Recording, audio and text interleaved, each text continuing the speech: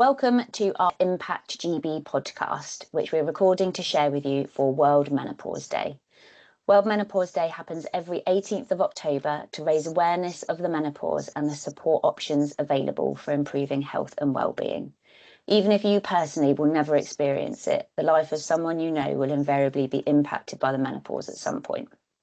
Now, our focus for today's podcast will be nutrition and the vital role that it plays in our health and well-being. This is something we're regularly asked about for content by our Impact members and allies in GB, and we love keeping the conversation going. In the spirit of supporting overall well-being for our colleagues, we'll be talking about nutrition both for the menopause and generally today.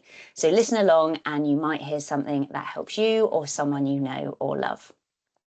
I'll be your host for today. My name's Anna Rogers and I'm an HR business partner in supply chain and operations, as well as a proud member of the steering committee for Impact in GB. I'm joined by Ruth O'Sullivan, our in-house nutritionist, and Zoe Gill, one of our amazing development chefs.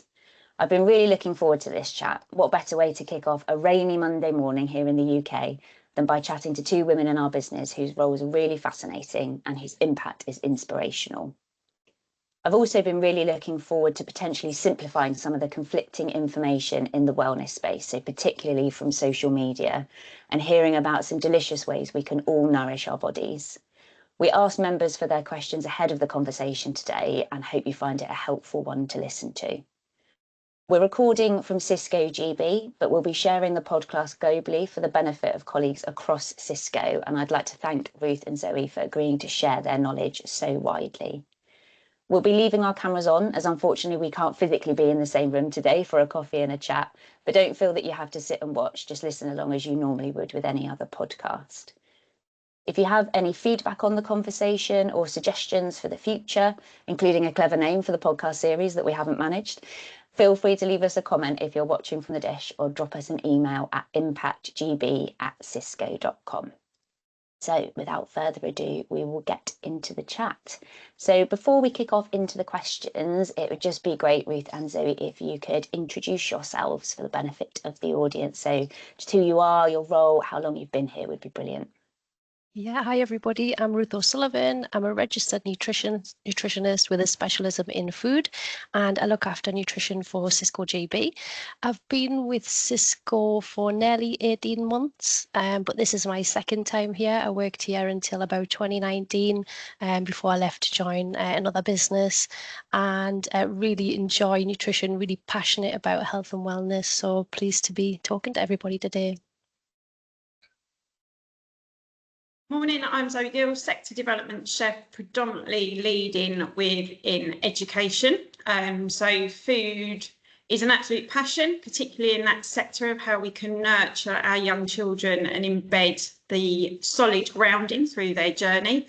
I've been with the business 21 years, so that was type of last week, which is an incredible period of time. But like Ruth and Anna, both really pleased to be with everybody today. Thank you, Zoe. So the first question, and just something we want to kick off talking about today, I am personally really fascinated by the answers to these because I have definitely wasted some of my hard-earned cash on supplements and fads that overpromise and underdeliver, it's safe to say. I'm sure other people listening can relate to that as well. So one of the questions that we had that really stood out from our members when we asked them before the chat today was around all this conflicting information that we see on social media. So what's fact? What's fiction? Who should we trust? Who should we not? I've got a couple of specific questions in here that I'll kick off with and would love to know the answers to, but also if you've got anything else to add just in terms of all the conflicting information we see on social media, it'd be really great to hear from both of you. So the first question, and I feel like a certain TV show in the UK may have recently kickstarted this, but we're seeing a lot in social media at the moment about mushroom supplements and particularly lion's mane supplements. So any ideas on fact v fiction, good v bad? Yeah, so it's really difficult with nutrition to say yes or no or fact or fiction. I feel like I always have to sort of give a bit more context around it. But for anybody who doesn't know about lion's mane, it is like a mushroom or fungi. We've got very limited research on it at the minute, so it's really not that. We're not able to say whether it's of much benefit.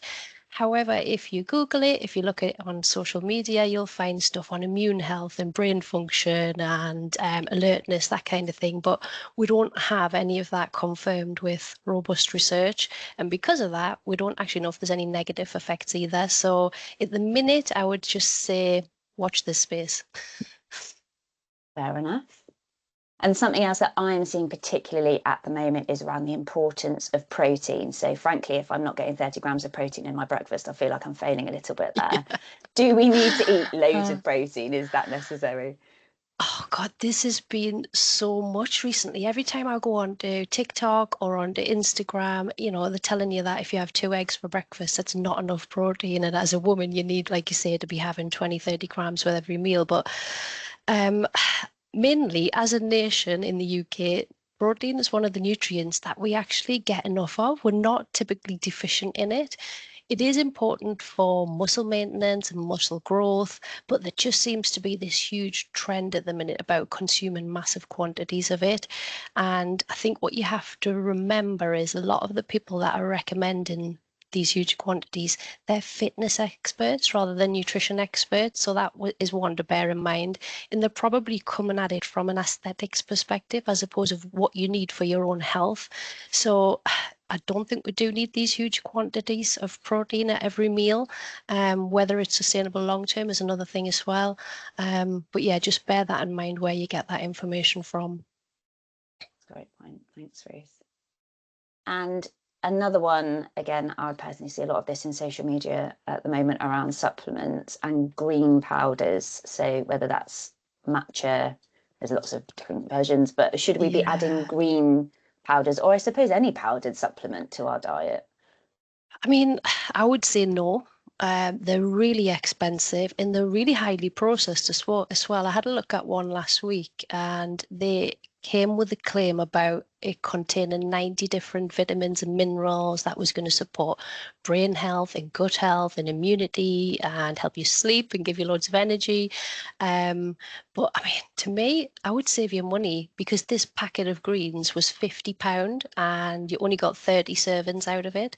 And if you spent £50 on green vegetables, you'd get a lot more than 30 servings. So to me, I would save your money and just eat vegetables and use them to have them with your meals. It would give you the same impact and save you an awful lot of money. Makes a lot of sense. There is just simply that element of eating fresh fruit and fresh vegetables and getting plenty of exercise so that you shouldn't need those supplements. And it is just about eating the right type of food. Yeah, I think people like to be told that you need to have this, or you need to do this, or you need to remove this, or you need to eat lots of something. People aren't so interested in just the balance message, which is a shame because I feel like people are then taken advantage of from a finance perspective. So yeah, just bring it back to basics with food. Yeah, that makes a lot of sense. So not that kind of either or mentality. And I think the amount with which you see the same message repeated on social media, it genuinely does. It makes you feel like you're kind of getting something wrong from a nutrition perspective, and you're questioning, if I have 2 eggs for breakfast, is that really not enough? And I think, all of our lives are so busy, and obviously the cost of living is increasing. I don't think any of us need to feel like we're failing at our diet. So I think the keep it simple message makes a lot of sense. Actually, question for you, Zoe, on that, around that kind of fresh fruit and vegetables piece, just debunking kind of fresh versus frozen even versus tinned. I'm assuming fresh is better than the others, but it's all beneficial. So if you are looking for convenience and you want to eliminate wastage, frozen is perfect. So if you want to make breakfast smoothies, frozen fruit is perfect. We are all guilty of purchasing fruit and those overripe bananas that sit in the fruit bowl and everybody turns their noses up. And I've got many a recipe that I can share with you how to keep those overripe bananas and rather than putting them in the bin. So frozen fruit, do you know what? Everybody has that bag of frozen peas in the freezer, don't they? And nobody snubs a pea. So, look at other options, whether or not it's free flow spinach that you can add to a curry or a risotto or into a vegetable based smoothie. There's so much more options out there, and canned as well, you know, whether or not it's a humble baked bean, you know, it's about beans, pulses and lentils. So even cooked canned lentils are really good. You know, canned fruit, if you want to whip up a quick dessert, you know, canned apple into a crumble or a pie is perfect. So, you know, never dismiss the other options. And I think everybody's so absorbed in everything having to be fresh that there's nothing wrong with the canned and the frozen option. Yeah, in the frozen, because frozen food is picked and then frozen within a few hours of being picked, the nutrients are then retained. So you can actually have more vitamins in, say, a frozen carrot than you would a fresh carrot, because by the time you buy your fresh carrot, it could be a couple of weeks old. Or a frozen carrot would be maybe 2 or 3 hours old. So yeah, don't dismiss frozen. Also, it helps people eat seasonally, because with some fruit and veg, they're only in season for a certain period of time. So that's when they're harvested. So your peas in the freezer will probably be picked within a 1 or 2 week window when they're at the best in terms of quality and flavour and taste. So yeah, it can help you eat seasonally. That is great to know. I definitely did not know that about the nutrients. I am definitely an enormous fan of frozen spinach. It has transformed my cooking, and you can sneak so many vegetables into a meal and nobody even knows about it.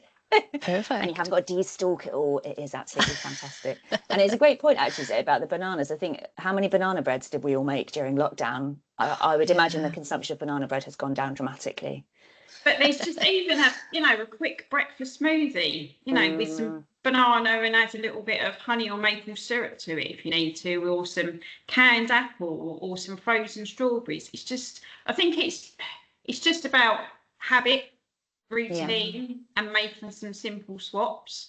And very much through menopause and perimenopause, you need all of those extra vitamins and minerals. So it is just taking the time to think, how can I make myself feel better?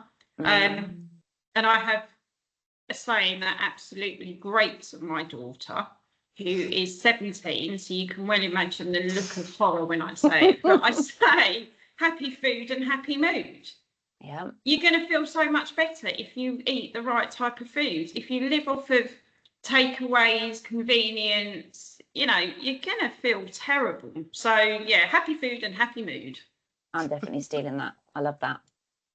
On the canned fruit particularly, I'm making an assumption here that to get it canned in juice is better than syrup. Is that fair to say? Yeah, because your juice would also count towards your 5 a day. Syrup wouldn't. Depends where you buy it from. Sometimes the syrups do have less sugar than natural fruit juice, but you can't just assume that everybody would do that. So yeah, if you use the fruit juice, it would be better. Makes sense. Okay. Which actually leads us on to the final question that we had from members around kind of fact versus fiction. Is fruit bad for you? No, that would be a nice simple one. No, there's no such thing as good foods, bad foods. Everything can be included as part of a balanced diet. Sugar has been demonized in the last few years. Every now and again, a nutrient is demonized. It's been fat, protein's been sort of promoted as the good nutrient, but sugar's been demonized. And because fruit contains sugar, I think that's why there's this myth that it's bad for you. So fruit contains loads of different vitamins, minerals. It's got fiber, which none of us in the UK eat enough of. Yeah, it's full of fiber. It contains water, so it's going to contribute towards your fluid intake, keep you hydrated. So no, definitely not bad for you. Is there any such thing as too much fruit? I guess there's too much of anything, and it all comes down to balance. So we need to have at least 5 portions of fruit and veg a day. If you were eating 20 portions of fruit, that's probably not particularly balanced. You might have an upset tummy, probably too much. But yeah, it would be very difficult, I guess, to eat too much fruit and veg. It just needs to be part of every meal, include it in some of your snacks as well. And yeah, just include it as part of a balanced overall approach to food. Brilliant, thank you. I think we have got a question later as well around the balance and the macros as well, which has come up a lot in terms of tracking. So we'll get a bit more into that.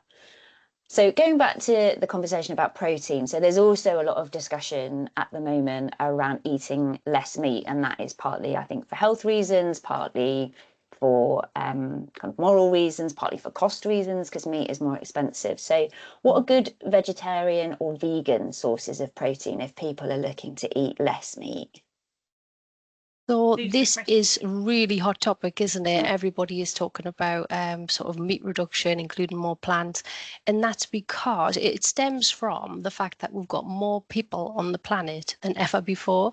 And by 2050, we think there'll be about 10 billion people in the world. So if we continue to eat in the same ways we do now, there basically just won't be enough food for everyone. So meat consumption has increased drastically over the last 50 years. And rearing animals for food generates a lot of greenhouse gas emissions, and that has an impact on climate change. So we're being encouraged to eat less meat, more plants, because it's good for your health, but also better for the planet as well. And there's so many different plant sources of protein. I'm sure Zoe's got loads of recipes that she can share with everybody, but you've got beans, peas, lentils, but also people forget about some of your staple foods, wholemeal bread, wholemeal pasta, rice. They're really good sources of protein, and they're often dismissed because it's not going to give you 30 grams of protein in a slice of bread, but they do all contribute to your overall intake. And also these plant proteins give you fiber, they give you vitamins, minerals, so they're really nutrient dense foods. And I know, Zoe, you've done loads of work with the plant forward message, haven't you, for Cisco JB? Absolutely. So plant forward, excuse the pun, stemmed from a challenge we had within the business about how to mitigate cost, particularly in the education sector. We don't want to compromise on quality of recipes. We don't want to compromise on quality of ingredients. So what we wanted to do, and it was a bit of a light bulb moment, it's not rocket science at the end of the day, it's really quite simple. So just reduce the amount of meat. So many of our recipes now, we will reduce the meat quantity by 20-25%, and then just add beans, pulses and lentils. So as an example, we've created a beef and bean smoky for our primary and secondary schools. And in essence, just down to the titling of the message, it really is a chili con carne. So we've just, like I say, reduced the British beef links that we use. And that's really something that we're all passionate about, is British and Red Tractor accreditation. And then we've added a humble baked bean. So every school kitchen and many other kitchens within our sectors use the humble baked bean. They're in everybody's kitchen cupboards at home. Kids will eat them rather than the kidney bean, but it is about gradual steps. And for us as adults to understand we can still enjoy dinner, we've just reduced the meat and add some beans, pulses and lentils. So it ticks the box from a sustainability, ticks the box around pricing, so it helps us to reduce the cost. But again, like I say, we haven't then compromised on what the overall dish is. So we've got lots of examples like that and recipes that we'll share after today. Brilliant, thank you. I really like the sound of that, actually. And that sounds like a really nice meal that you could make as a family. And like you say, it meets the kids' needs, meets parents' needs, and everyone's a winner, aren't they? And then any leftovers you can then mix into a jacket potato topper or serve as a cascadillo or an enchilada. So all the recipes that we type of work on and develop as a team, it's also about how can we minimise food waste. So we've spoken about cost. It's also how can you be creative with what you might cook on Monday, but how can you be really clever and utilise any leftovers for Tuesday? That's a great idea, is that whole kind of cook once, eat twice thought process, isn't it? Because again, everyone's got busy lives, and it saves you having to there's always that question, isn't it, as an adult? Everyone's least favourite question is, what should we have for dinner tonight? What should we have for lunch tomorrow? I look forward to that one. Thanks, Zoe. So moving on to caffeine. So we talked a little bit about supplements and different kind of conflicting views. Black coffee, I think, has long been a Marmite choice within the health and wellness space, and we hear a lot about how much caffeine we should or shouldn't be drinking, and how it, can or can't be good for you. And a particular member question we had was around conflicting views on drinking black coffee. So hearing that it can help with metabolism, but on the flip side of that, it can also cause cellulite. So any knowledge or information on that, and also on the back of it, kind of any recommendations on foods that do burn fat or drinks that do burn fat? So I think the links to coffee and metabolism come from the fact that it contains caffeine, and caffeine is a stimulant, so it can make you feel more alert and less tired. So studies have shown that coffee can impact your metabolism, but it's not going to happen in a significant way. It's not like you drink a cup of coffee and then, you've lost 2 or 3 pounds. It doesn't really work like that. So it's definitely not something you would use as a weight loss tool. I've never heard of the link between coffee and cellulite, though. That's a new one for me. I think the biggest risk factor for having cellulite is being a woman. And that's because we typically have more body fat than men. So we'll look like we'd have more problems with skin and fat around areas like thighs, hips, bums. That's typically where women store fat.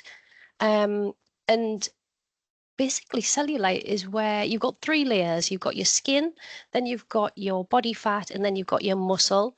So to keep your skin attached to your muscle, there's these little fibers that go through and sort of anchor it down. And if the fibers are quite tight, then they would pull down and cause like a little dimple. And that's all that cellulite is. It's just where your skin is anchored to your muscles. It's not an indication of healthiness or unhealthiness. It doesn't show, it's not related to illness or anything like that. And I just feel like we've got to normalize it. You can be a healthy weight, you can have low body fat, and you can still have cellulite. It's not a bad thing. It's just a dimple, an effect of basically where your body's trying to anchor your skin to your muscles. Which I would argue is very important, as a very important job Exactly. for it to do. We want it to do that. Maybe we need to reframe it. Cellulite has a very important job in our body. It's actually doing some very Exactly. Yeah, important just stuff. I normalize did not it. know that. Yeah, just normalize it. Okay. And what's your thoughts, Ruth, on the whole kind of fat burning drink, food? Like, is that a thing, or is that a myth? I don't think we can measure that effect on everybody is so different. Everybody's bodies are so different. Us three on this podcast, we could all eat the same diet but still look completely different because our bodies are unique to us, and a lot of it is down to genetics. So to me, it just goes back to basics. You just need balanced diet. There isn't any foods that are better than others. We need a little bit of everything to get different nutrients. And no, I wouldn't pay any attention to claims about fat burning when it comes to food or drinks. Okay. And I suppose kind of linked to that, the prevalence of tracking of macros, of steps, of exercise has obviously massively increased within the last few years, with everybody wearing wearable tech and having much more kind of access to that information, which can be good. And, in the one sense, I very much use my watch to track how many steps I've done and make sure that I'm kind of keeping a healthy amount in. But on the flip side, it can also get you in a mindset, can't it, about tracking and what you're doing and whether that's right or wrong, kind of as we've been having the conversation. So we have had quite a few questions from members around tracking and not being sure what the best macro ratio is for, so for example, carbs, fat, protein in any meal. So again, like we were saying about protein earlier, is there a kind of general rule of thumb? Does it depend on your goal? Does it depend on your kind of body type, as you were just saying, Ruth? It'd just be good to get a bit of guidance on that. Yeah, no worries. So just for anybody who isn't aware, the word macro is short for macronutrients, and macronutrients are the nutrients that we need in large quantities. Macro means big, and these are the nutrients that give us energy. So macronutrients are basically carbohydrates, protein, and fat. We've also got micronutrients, which you need in much smaller amounts, and they're basically just vitamins and minerals. So some apps can calculate how much you need of each of these macronutrients, and it all depends on what you're trying to achieve. Do you sit at your desk all day? Do you run marathons? Are you trying to gain weight? Do you want to lose weight? It all depends what it is that you want to achieve. Also depends on you as a person, depends on your age, your sex, that kind of thing. So it really does vary person to person and what your goals are. But for most people, if you think of people as just being average, typical people that might do a little bit of activity, probably desk-based, then all you need to really do is make sure that you've got foods from each of the main food groups, and you try to eat them in the proportions that are advised with the UK Eat Well Guide, which is our UK healthy eating model. So roughly a third of your diet should be fruit and veg, roughly a third should come from carbohydrate, less than a third from protein and dairy foods, and a little bit of oils and fats. So if you kind of eat in those proportions, you'd probably get the right macronutrients for your body and for you as an individual. If you want to track them through apps, that is absolutely fine. You can do that. Most of them have some sort of calculation built in where you tell it your height, your weight, your age, and what you're trying to achieve, and it'll work it out for you. But for me, it just takes the joy out of food and eating. If you're tracking everything that you eat, and most people under track, you always forget to put something in, and therefore what the nutrients that it's telling that you're eating, are they 100% accurate? Probably not. But yeah, it depends on people and goals. If you've got a real strict goal you want to achieve, then it could probably help you do that. But for your average person, just eat a balanced diet in balanced proportions. Do you not think that with type of overcomplicated life, with every type of app, particularly around health, fitness, well-being, and I think to your point, Ruth, it's just about going back to basics of eating well-balanced, well-cooked, well-prepared foods, because like you say, otherwise everything is determined about what those figures are on your app. I've never used an app for anything like that. It's about that element of making sure that you get the right level of exercise for you as a person. And as we've already said, everybody's metabolism and everybody's body is different. Do what is right for you. And like I say, I haven't got the time to be tracking apps about how many calories I've eaten. I know that I've had, healthy breakfast, healthy lunch, healthy dinner. And you know what, if I want an extra biscuit to dunk my cup of tea at 8:30 in the evening, happy days. Yeah. For it. Yeah. Some people like the structure of it. Some people, it really works for them. But yeah, it just depends on you as an individual. It's not going to do you any harm by tracking them. But it can lead to sort of an unhealthy relationship with food. You then become a little bit obsessed about what you're eating, or can't eat that because I'm going to go over calories for the day, or I haven't got enough protein. So just be careful and be mindful that if it's making you feel that way, it's probably not something that you should continue with. Yeah, it's absolutely that balance, isn't it? It's having, and you can get those plates, can't you, that divide, so you can have the third and third, as you were describing, Ruth, and kind of sometimes if you, with portion sizes, it's hard to visualize what that should look like. So things like that can really help as well. And everyone is different in that sense, aren't they, in terms of what works for them and what doesn't. But it's about being in that healthy mindset, isn't it? And eating for health. And it's also really difficult. We've had a kind of bit of a golden thread throughout the conversation of social media, but you might look at celebrities and think that they just wake up looking like that with an 8-pack and things like this, when rather than having gone through 9 months of intense training for a film and eating a really restricted diet and things like that. It's a challenging mindset to get in the right place, I think. It is, and it's very convincing, isn't it? A lot of the information that you see online is shared in a way that is so believable and so convincing. And there was a recent study that Dublin University did. They carried out a study on 2,000 millennials and Gen Zs, and they found that 87% of them were using social media for nutrition advice. 57% adopted that advice, and 31% suffered negative health effects as a result of following that advice. So those stats are really, really shocking to me. They also looked at over 67,000 nutrition videos on TikTok, and they found that out of those 67,000, 2% were accurate. So that to me is so shocking, and it's so important to get advice from the right people. In the UK, if you're looking for advice, go to a registered nutritionist or a registered dietitian. They're both governed by external bodies, and it means you've got a code of ethics to adhere to. In terms of red flags, I don't know if this would be useful for people on social media. In my opinion, red flags to watch out for are things like, does this sound too good to be true? Because if it is, if it does, then it probably is. Are they telling you to eat huge amounts of a food group like protein, or are they telling you to restrict food groups? Are they saying that you're going to expect a really, really big weight loss in a short period of time? Do you have to spend a lot of money on something that they're promoting?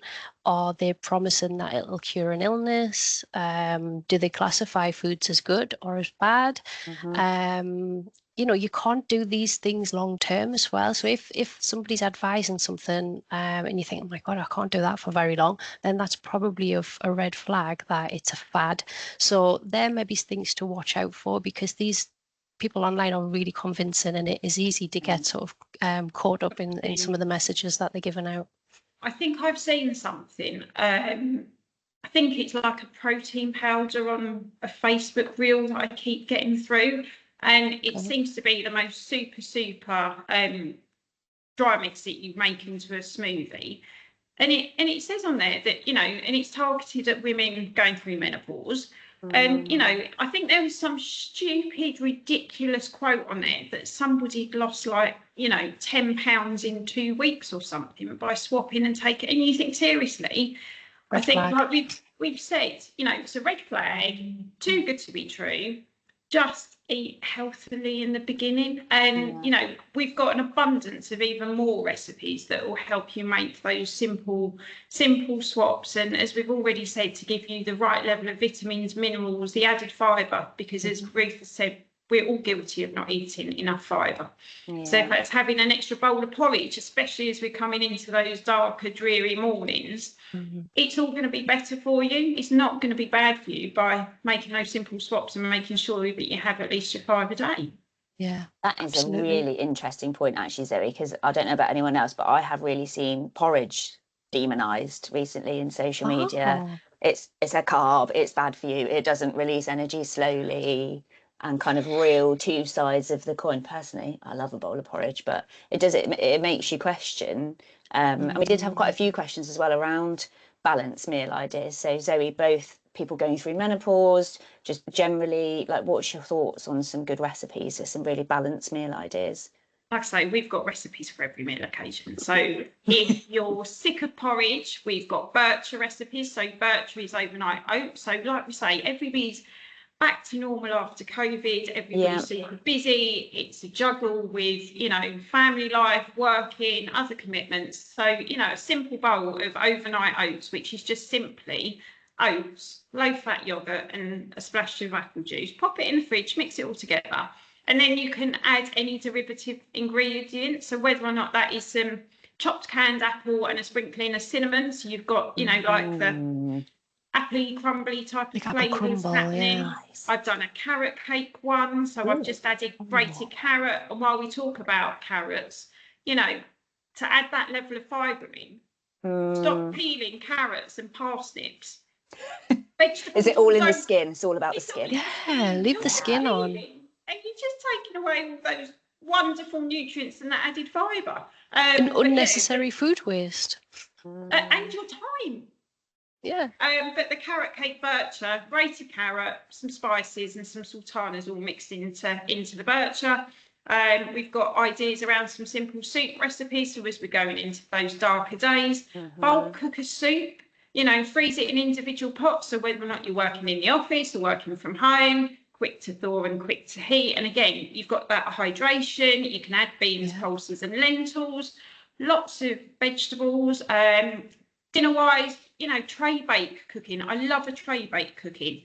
So for instance, for tomorrow's night's dinner, I've already done tonight's, and I type of plan what we are eating for a majority of the week.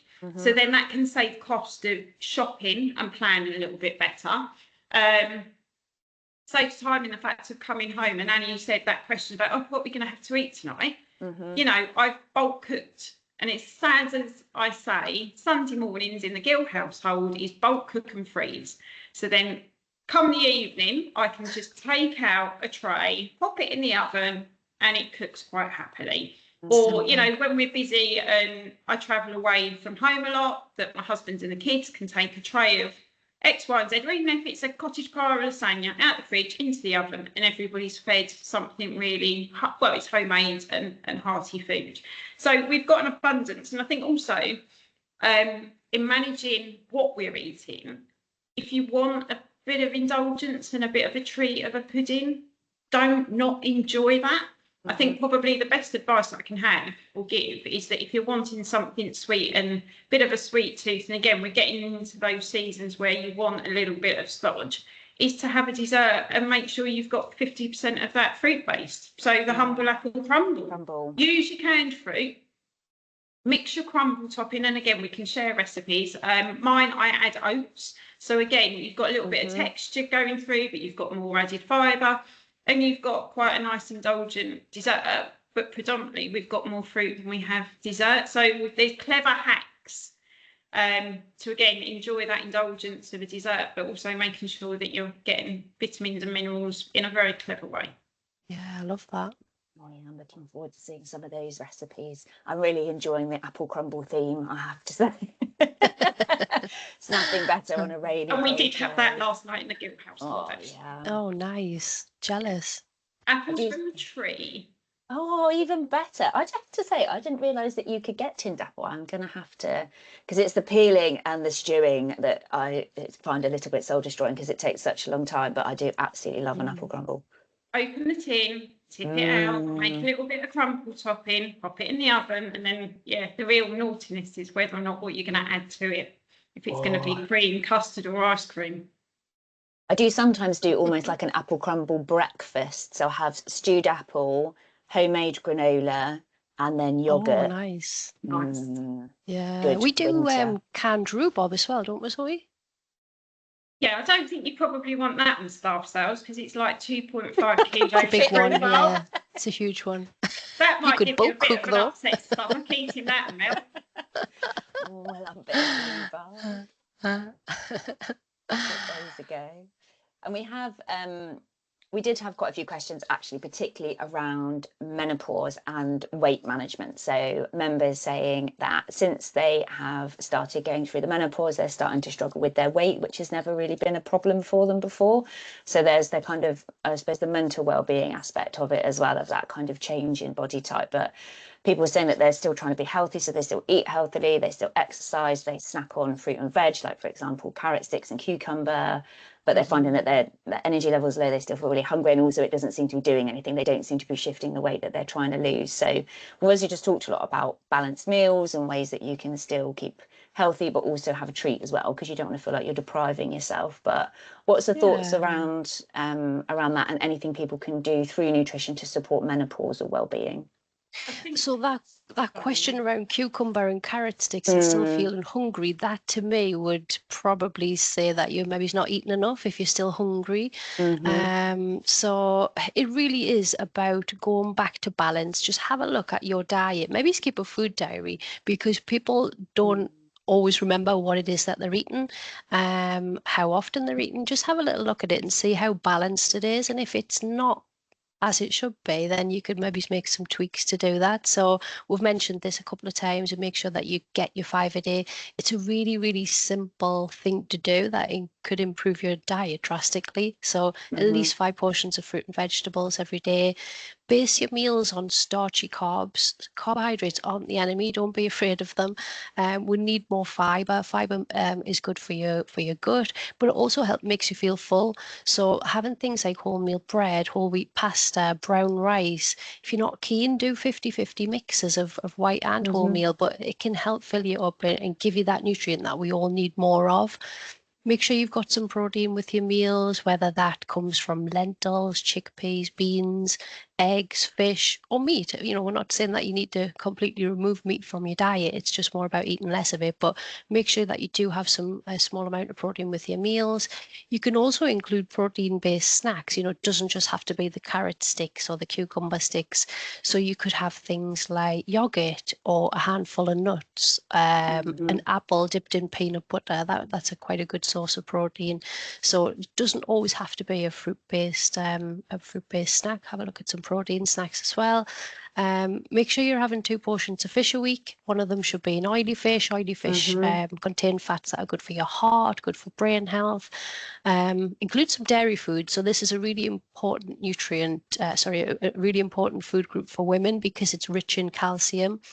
And During the menopause, after the menopause, our calcium stores decline. So there's a risk of osteoporosis. So make sure that you're having some dairy foods. If you can't or you don't want to eat dairy, always choose a fortified dairy alternative. So you can get fortified spreads, you can get fortified milks, yogurts, that kind of thing. Make sure they've got that calcium added back into them. Be as active as you can. Set yourself a step goal. I know we talked about trackers and watches and all the rest of it, but sometimes you might not realize how inactive you are. Lots of us, me included, I have a desk-based job for most of the time. So unless I actively include a walk throughout the day before work or lunchtime after work, then I would barely move. And I've done it on days where you've got meetings all day and you look at your watch and you've done like 800 steps at 5 o'clock at night. And you don't mean to be, but you have to actively include that in your daily routine. And the last thing I would suggest, and this one is really, really important, it's imperative that you do some kind of resistance or strength training. So this is really important for women, but it's really important for people who want to change their body shape. So as we get older, we begin to lose muscle mass. It's just a normal part of the aging process, but that can have an impact on your metabolism. The more muscle that you have, the more calories that you burn. But don't be scared of doing weight training or anything like that. People think if I do that, they're going to like double in size and become really muscly. It is really, really hard to gain muscle mass, particularly for women. It's not an easy thing to do. But you need to include that as part of your routine so that you do have that more balanced approach to your body shape and that you maintain your muscle mass. You don't want it to decline. You could lift weights, you could do strength training that uses your own body as resistance. So things like push-ups, squats, lunges, something like Pilates is brilliant because you use your body weight and it is like a full body workout, really good to strengthen your core. But yeah, that one is a super important one. So if you're struggling with weight loss and you're not already doing so, you need to include some resistance training or some strength training into your routine. That's great advice. Can I add something into this conversation Go for it. about somebody questioning about how they feel hungry? I think that we're talking about eating the right food, but it's how we eat. So you need to be able to have that distraction to be able to enjoy your food. So if you eat slower, you are going to feel fuller. Whereas, if you're eating on the go, so whether or not you might have chosen what is deemed or perceived to be a healthy grab and go sandwich from the supermarket or from a coffee shop, wholemeal bread and whatever filling that may be. But if you're eating at fast paced and just slopping, or if you're sat in front of the TV and you've got a distraction of the TV and you're just shoveling away, what you need is the right environment to be able to eat and enjoy. So eating at a table, slow paced, that family conversation. So if you are those that type of, eat in front of the telly, make that swap of sitting at the table and having that conversation, because that slows down the speed of how you're consuming your food. So again, that you're going to enjoy it and you're going to feel fuller. So then you probably won't have that yanks of actually, do you know what, I've eaten this big bowl of lunch or dinner, but I'm still hungry. So why is that? So I think there's also the other flip of not only what you're eating, but how are you eating it too. Yeah, and I think that can happen when you're desk-based. People do that. They eat their lunch while they're still working, don't they? Or maybe it's on a call or listening to a call, something like that. And you're not actually focused on, you haven't moved away from your desk. You're not sitting down, like you say. Maybe it's just not so mindful about the food patterns and habits that you've got. So I think it's just about the environment of which you're eating. So, for many people that are now, back out and you might be commuting on the train into Covent Garden as an example, going to grab something quick for breakfast or at the end of the day. It's just about thinking about how are you eating, because I think that's also going to make a huge impact. Yeah, that is so true. That is fantastic advice. It's so easy, isn't it, when you're on the go and you're busy? I totally resonate. I think I've eaten my lunch and I'm still starving. Like, why am I still hungry? Because you haven't had, mentally, you've not had the time to be able to process the fantastic food that you've got and you're trying to enjoy. And it's that connection piece, isn't it? Like you say, that's our purpose as a business. And actually we do, as people, we do really connect over food, and it's taking that time to have the conversation. Like you say, Zoe, like even if if you have got children at home, it's that. And when we eat together as a family, I love that. You ask the kids how their day was, what they're grateful for, what they learned, and you kind of get so much more out of it than when you're rushing through the meal, and it's more of you're eating kind of just for the sake of it rather than to enjoy it and make it an experience. That's really true. I think the thing I would build as well, just from my personal experience, is what you were saying, Ruth, about the resistance training. I'm really passionate about exercise for well-being. I find it really helpful for my mental well-being, and things that we hear a lot from members, particularly if they're going through menopause, is around a loss of confidence. And one of my major bugbears is women not being supported, particularly in a gym environment, to, for example, understand how to lift weights and do that safely. Yeah. So my advice would absolutely be, if you're struggling with that and it's something that you want to start, that you go and engage with a professional, whether that's a personal trainer, whether there's somebody that that lifts weights, and get them to help you, or get somebody in the gym. Like, I have actually been in a gym before and heard an instructor say to a woman, well, that's the free weights area over there, but you don't want to go over there because that's where all the men train. I'll show you where the treadmills are. I was like, I'll show you. Oh God. I just thought that's such terrible That's advice, that you really need to awful. find someone that Yeah. you trust. It's so important. Before I went to uni, I did a sports science diploma, and I worked in a gym for 2 years, but I worked in a ladies only gym. And without fail, every sort of program that I wrote for people that included weights, which was everyone, they were all like, oh no, I can't do that because I'm going to get too muscly, I'm going to bulk up. And, it doesn't work like that. It is really, really, really hard to gain muscle, but you need to do what you can with what you've got, and don't be afraid of it. Don't be scared. Ask for help. And if a gym is saying that area is not for you, then walk out. Walk away. Go to a That's not different good. gym. Definitely Yeah, go to a go different somewhere gym. else. It's that whole Yeah, mindset about training for the future as well, isn't it? Like, if you're doing absolutely. lifts, if you think when you're older, in terms of your bone health, if you do lifts Mm. now that involve lifting weights up off the floor, then when you're older, likely it is you'll still be able to lift up a couple of bags of shopping. And it's like building that training for your Yeah, future body, isn't it? It's really absolutely. Yeah, important. and reducing the risk of injuries later on. Mm. The more strength that you've got, the less likely you are to have a fall. And people who have falls when they're older tend to break a hip, and Mm. that can lead to other complications. So yeah, it's about doing stuff now, like you said, to future-proof it in the next sort of 20 to 50 years, however long. And I think there's something in that in terms of future proofing around menopause. And for those that are maybe in their early stages of perimenopause, which are type of fit into that bracket, is about sharing our knowledge, our own individual experiences as a group, so that for those younger members that are joining, that they can take the advice and experiences of others. But it's also in the fact of changing your mindset around nutrition and food, so that when you hit that crunch point and you are deep within menopause, that you've already made those adjustments to your lifestyle that should maybe help some of those symptoms. Yeah. So I'm really passionate about getting as many younger members of the business into our group, just for that very reason. If you can make those switches of maybe having birch-aril porridge for your breakfast rather than grab a buttery croissant every morning and the most fat-filling latte, if you can make those changes now, that when you come to that time, your body's already prepared in a better way. That's Yeah, really brilliant. true. Healthy habits for the future. Yeah. Definitely. So in that theme, just a couple of quick fire questions to finish, just around creating healthy habits. So the first question is around sleep.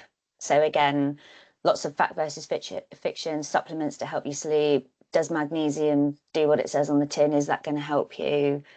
What any advice that you would give around sleep, creating healthy sleep habits, and any supplements to take? So sleep is really person dependent, isn't it? So I'm a really good sleeper. My husband isn't.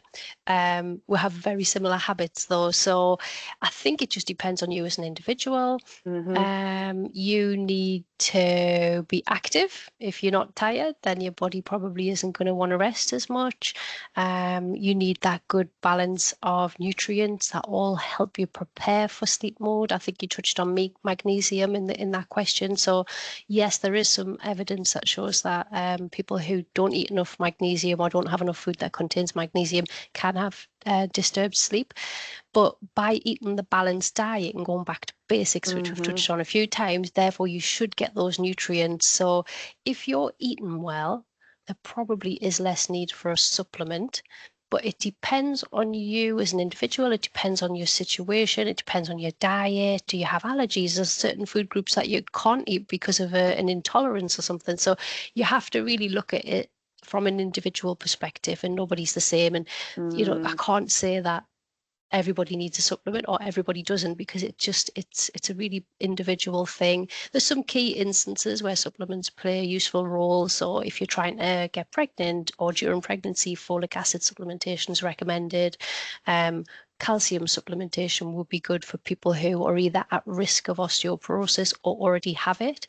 If you follow a vegan diet, then you probably need to take a vitamin B12 supplement, because that is a nutrient that you only get from animal products. So you probably would need supplementation there. If you follow a vegetarian diet, which would mean you wouldn't eat fish, then you might need an omega-3 supplement. You can get omega-3s from plant-based sources, but they're a lot harder for your body to convert into the equivalent of what you would find in fish, and you would have to eat a lot of it. So a supplement might be useful there. The part of the world that we live in the UK, we don't get much sunlight, and that's where we get most of our vitamin D from. Therefore, vitamin D supplementation is recommended for people in the UK, particularly through the winter months. So we're coming up to that now. So roughly from October through to March, we should be taking a vitamin D supplement. But they're all really person specific. So it depends on you and your situation. And if you're ever unsure, just ask for help. I don't mind supporting people with those sorts of questions, whether they think they need a supplement somewhere along the line. Can I just add into that as well around sleep? There's a couple of other elements about the time that you eat, in terms of when your body's then into that slow down mode, ready for preparation for sleep. So there's no good, eating dinner or grabbing something from the takeaway on the way home and thinking that you're going to be able to instantly shut down and stop. So try and eat your evening meal as early as possible, so that helps your body to be able to digest those food groups. And again, as Ruth says, it's all down to individual. But for me, my biggest one is that I don't take my mobile phone to bed. Do you know what? That stays downstairs. I don't need to be responding at 2 o'clock in the morning when it dings. So I think it's about just individual habits and routine that's really important, that helps certainly aid my sleep. That is great advice. It's that more kind of holistic sleep health, isn't it? Rather than just taking a supplement, it's about really thinking about your sleep environment. And like you say, Ruth, everyone's different. Like some people find having a TV in the bedroom really distracting. If you don't have a TV, it's very much just your sleep space. So very much that kind of, what's your perfect sleep recipe, I suppose, as an individual, that's really important. Yeah. I suppose final very quick question, but before we close, is just, you were describing there with some really great suggestions for supplements that people might want to take at kind of different stages and depending on their personal circumstances. Is there anything else that you'd add to that? Say, for example, there's been questions around, should people take iron supplements when they're having their period, before the menopause? Anything else that you'd add to that around supplements?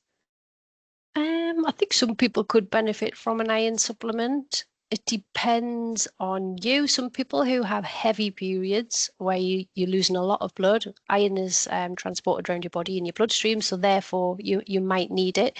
But maybe look at symptoms first before you just presume. So do you feel tired? Are you lacking in energy? Are you quite pale? They're all sort of signs of iron deficiency. But if you've got any concerns around that, you could see a GP and they would do a blood test, and then you would find out if you were. You can't always presume, because symptoms can be of other things that you might not necessarily know about. But But red meat is a good source of iron, but you can also find iron in loads of different plant-based sources as well. So again, it comes back to the balance, doesn't it? If you're eating well and you're eating a variety in a diverse diet, then potentially that's not the issue. It could be something that's a genetic thing or something just to do with you as an individual, but always get it checked out by a GP if you suspect something. Right, thank you. There you go. We have looped right back round to frozen spinach. Yeah, Frozen spinach is the answer. I think just final thing Mm. to say on that, if you are a colleague listening from GB and you do need to get an appointment with your GP and you might be struggling with that, particularly as we head into winter and they get busier, that you can access a virtual GP via Help at Hand, which is our employee assistance programme. So you can find all the information on People Hub, or you can ask your line manager. Really easy to access, 24/7, fantastic benefit for the business. So definitely check that out if you're struggling to get a GP appointment. Well, thank you so much, Ruth and Zoe, for your time today. I have absolutely loved our chat. Quite frankly, I could stay here all morning. And I'm definitely adding some tinned apple and some oily fish to my shopping list for this week. Not together. Really... not together, though. Yeah. Apple sauce does not go with salmon, that is for sure. But also really looking forward to seeing some of your recipes, Zoe, and maybe mixing up the list of things that we make, particularly heading into the new season. So thank you both again so much for sharing your knowledge and your expertise this morning. And we look forward to seeing you again soon. Thank you very much, everyone, for listening as well. Thanks. Thank you.